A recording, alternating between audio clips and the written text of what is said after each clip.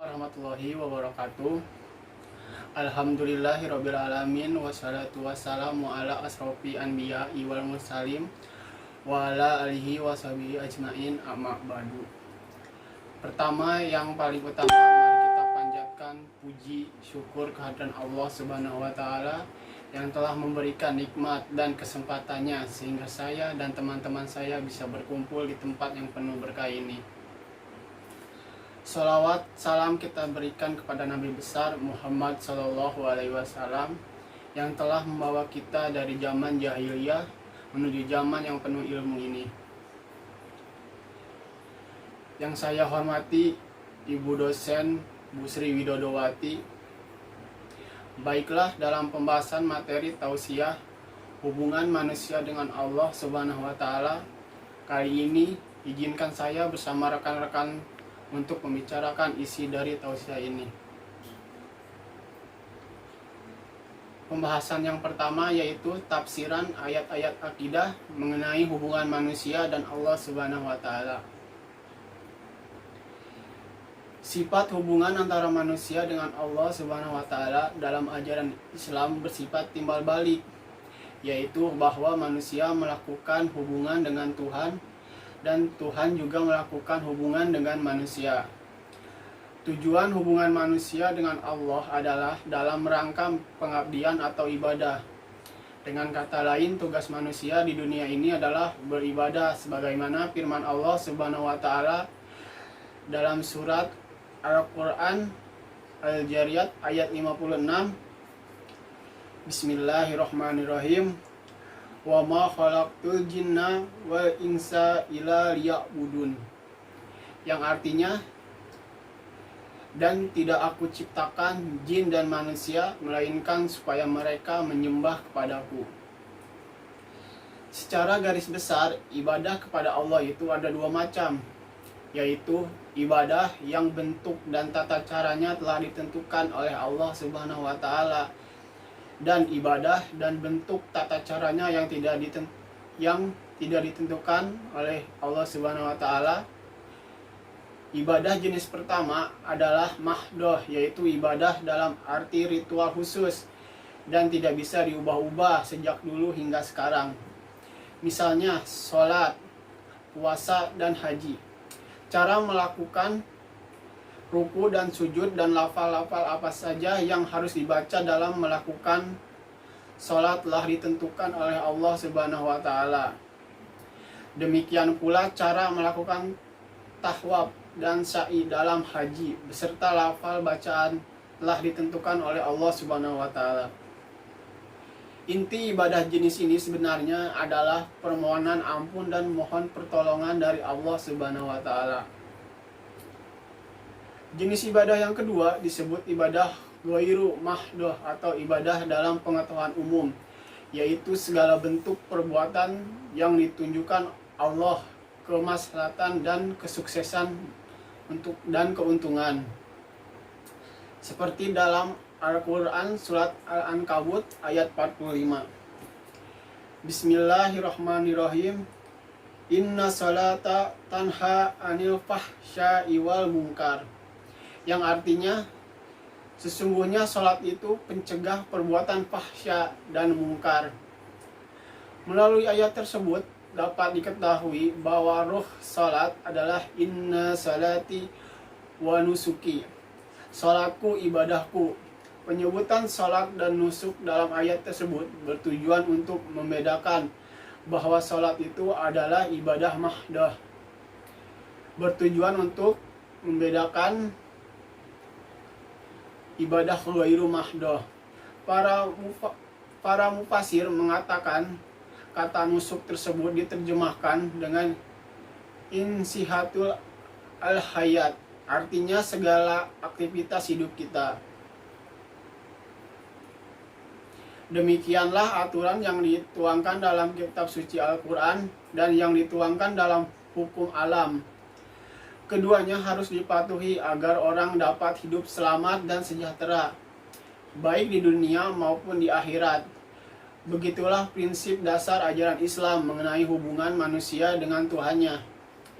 Intinya adalah pengabdian dan penyembahan kepada Allah, berpegang teguh pada tali agama Allah, lebih tepatnya kesetiaan melaksanakan semua ajaran agama dan mendakwahkannya, selalu meningkatkan amal soleh, meningkatkan hati kepada Allah, serta ikhlas dalam beribadah. Mungkin untuk pembahasan selanjutnya, yaitu tentang hubungan manusia dengan sesama, akan disampaikan oleh rekan saya, yaitu Imam Rosidi. Tindra. Assalamualaikum warahmatullahi wabarakatuh. Di kesempatan yang kedua, saya akan menerangkan hubungan manusia dengan sesama. Pada hakikatnya, tidak ada manusia yang dapat hidup sendiri tanpa berhubungan dengan orang lain. Manusia memiliki naluri untuk hidup, berkelompok, dan berinteraksi dengan orang lain. Karena pada dasarnya setiap manusia memiliki kemampuan dasar yang berbeda-beda dan memiliki ciri khas tersendiri yang dapat dijadikan sebagai alat tukar-menukar pemenuhan kebutuhan hidup. Menurut kodratnya, manusia adalah makhluk sosial atau makhluk bermasyarakat. Selain itu, juga diberikan yang berupa akal dan pikiran yang berkembang serta dapat dikembangkan.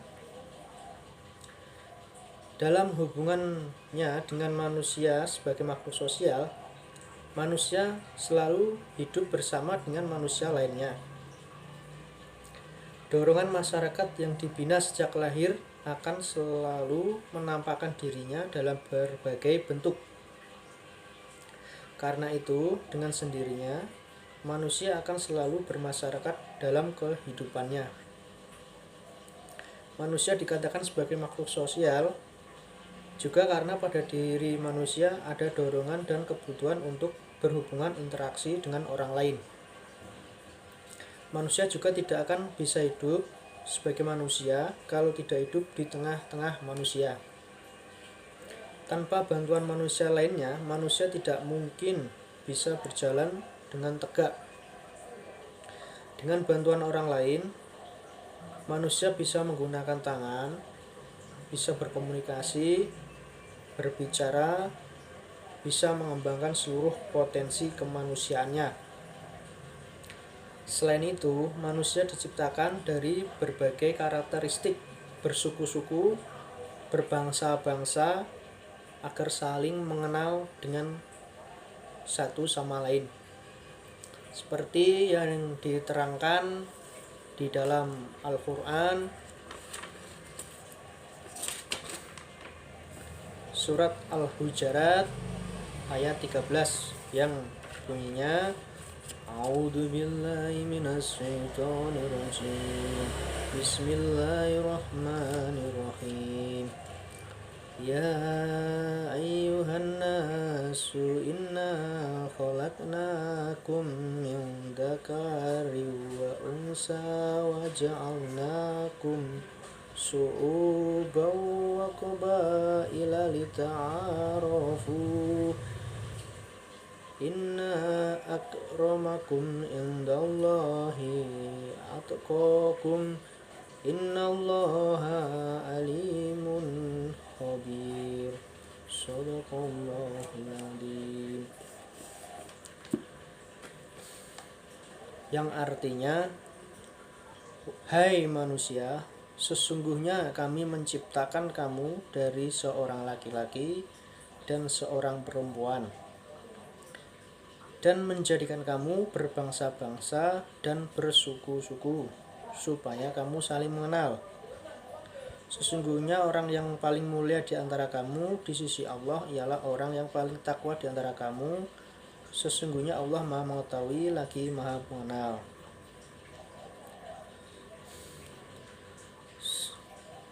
Sebagai makhluk sosial, kita dianjurkan untuk saling mengenal, menjalin hubungan baik, saling menciptakan kerukunan, saling tolong-menolong, tentunya saling menolong di jalan Allah atau di jalan yang baik dan benar. Dan yang dilarang sebagai makhluk sosial, kita tidak boleh menjelek-jelekan seseorang. Bisa jadi seseorang yang kita jelekan itu lebih baik daripada kita.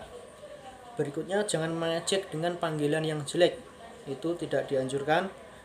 Dan selanjutnya, menggunjing saudara kita itu ibaratnya kita memakan bangkai saudara kita yang telah meninggal. Na'udzubillah. Yang berikutnya, mencela diri sendiri dan berburuk sangka kepada orang lain. Itulah anjuran-anjuran yang diberikan pada kita. Semoga kita bisa melakukan dengan baik. Sekian penjelasan dari saya. Wabillahi taufiq wal hidayah. Wassalamualaikum warahmatullahi wabarakatuh. Assalamualaikum warahmatullahi wabarakatuh. Pada kesempatan kali ini saya akan menjelaskan tentang hubungan manusia dengan sesama. Bismillahirrahmanirrahim. Ummatun wasatan, istilah lain yang juga mengandung makna masyarakat ideal adalah ummatun wasatan. Istilah ini antara lain tertuang dalam firman Allah surat Al-Baqarah ayat 143 yang berbunyi, wa kadzalika ja'alnakum ummatan wasatan litakunu syuhada 'alan nasi wa yakuna ar-rasulu 'alaikum syahida wa ma ja'alna qiblatal lati kunta 'alaiha illa lina'lama may yatabi'ur rasula mimma yanqalibu ala aqibah wa in kanat laqabiratan illa allazina hadallah wa ma kana Allah liyudhimannakum innallaha bin-nasi laraufur rahim, yang artinya, dan demikian pula kami telah menjadikan kamu umat Islam, umat yang adil dan pilihan agar kamu menjadi saksi atas perbuatan manusia dan agar Rasul Muhammad menjadi saksi atas perbuatan kamu. Dan kami tidak menetapkan kiblat yang menjadi kiblatmu sekarang, melainkan agar kami mengetahui supaya nyata siapa yang mengikuti Rasul dan siapa yang membelot. Dan sungguh pemindahan kiblat itu terasa amat berat, kecuali bagi orang-orang yang telah diberi petunjuk oleh Allah, dan Allah tidak akan menyia-nyiakan imanmu. Sesungguhnya Allah Maha Pengasih lagi Maha Penyayang kepada manusia. Dalam ayat di atas disebutkan bahwa kualifikasi umat yang baik adalah ummatun wasatun. Kata wasatun terdiri dari huruf waw, sin dan to, yang bermakna dasar pertengahan atau moderat, yang memang menunjukkan pada pengertian adil. Al-Raghib mengartikan sebagai sesuatu yang berada di pertengahan yang kedua ujungnya pada posisi sama. Posisi pertengahan menjadikan anggota masyarakat tersebut tidak memihak ke kiri, ke kanan, yang dapat mengantar manusia berlaku adil. Posisi itu juga menjadikannya dapat menyaksikan siapapun dan dimanapun. Allah menjadikan umat Islam pada posisi pertengahan agar menjadi saksi atas perbuatan manusia, yakni umat yang lain.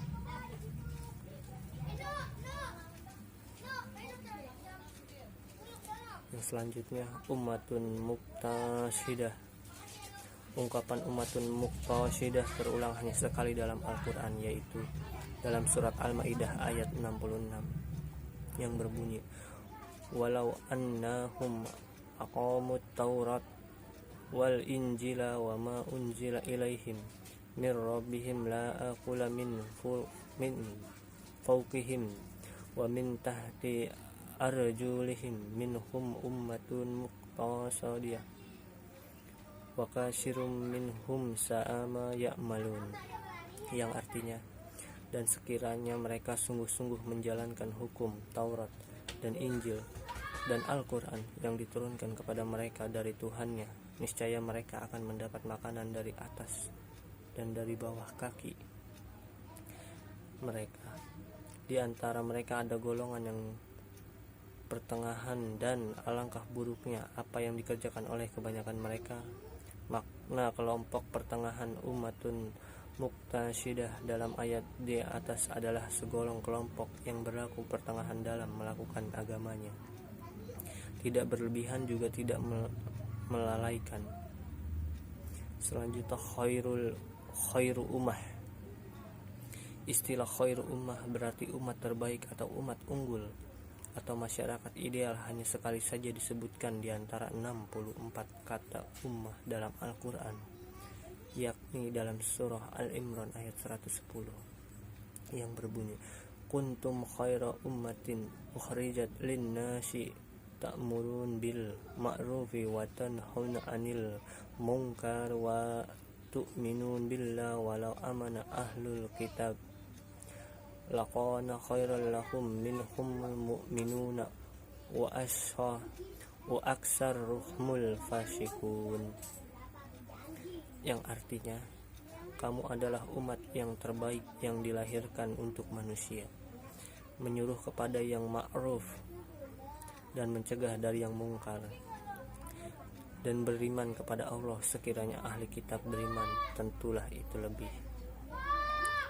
baik bagi mereka. Di antara ada yang beriman dan kebanyakan mereka adalah orang-orang yang fasik. Dalam ayat tersebut dijelaskan kriteria-kriteria khairu ummah, yaitu menyuruh kepada ma'ruf, mencegah dari yang munkar, dan beriman kepada Allah. Yang selanjutnya baldatun thayyibah. Istilah ini tertuang dalam surat Saba ayat 15 yang berbunyi, laqad kana lisabain fi maskanihim ayah jannatin ayyamin wa shimaqulu min rizqi rabbikum washkurulah baldatun thayyibatun wa rabbun ghafur. Sesungguhnya bagi kamu kaum Saba ada tanda kekuasaan Tuhan di tempat kediaman mereka, yaitu 2 buah kebun di sebelah kanan dan di sebelah kiri. Kepada mereka dikatakan, makanlah olehmu dari rizki yang dianugerahkan Tuhanmu dan bersyukurlah kamu kepadanya. Negerimu adalah negeri yang baik dan Tuhanmu adalah Tuhan yang maha pengampun. Baldatun thayyibah berarti mengacu kepada tempat, bukan kepada kumpulan orang. Namun Ali Nurdin dalam bukunya menelusuri masyarakat ideal dalam Al-Quran memasukkan ungkapan tersebut dalam istilah masyarakat ideal dengan faktor kebahasaan sebagai salah satu pertimbangan utama. Al-Quran tidak menyatakan secara tegas tentang kriteria dan ambaran dari negeri yang baik, baldah thayyibah. Untuk mendapatkan gambaran yang lebih lengkap, kita bisa melihat kepada sejarah kerajaan Saba. Poin-poin penting yang menyebabkan Saba disebut sebagai negeri yang baik, di samping faktor geografis adanya bendungan Arim, adalah merakyatnya sikap musyawarah dan anti kekerasan. Demikian isi presentasi dari kelompok 6 kali ini. Semoga apa yang saya sampaikan dapat bermanfaat untuk kita semua. Jika ada kekurangan, mohon dimaafkan karena kesempurnaan sungguh hanya milik Allah Subhanahu wa taala. Akhirul kalam, subhanaka Allahumma wa bihamdika asyhadu an la ilaha illa anta astaghfiruka wa atubu ilaik. Walahul muwafiq ila aqwam. Wassalamualaikum warahmatullahi wabarakatuh.